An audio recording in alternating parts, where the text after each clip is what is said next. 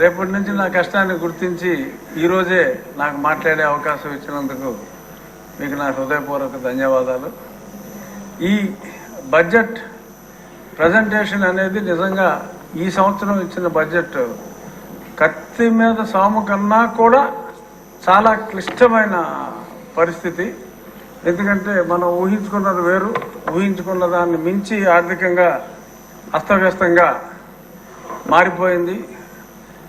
వచ్చిన తర్వాత ఆ లెక్కలు చూసి ఆర్థిక మంత్రి గారే అసలు ఆ షాక్ నుంచి బయటపడటానికి కూడా చాలా రోజులు పట్టింది.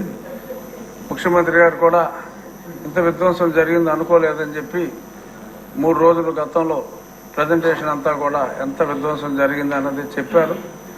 అయినప్పటికీ కూడా మరి ఇప్పుడు ఆ బడ్జెట్ రిలీజ్ చేశారంటే అది ఒక్క చంద్రబాబు నాయుడు గారి వల్లే.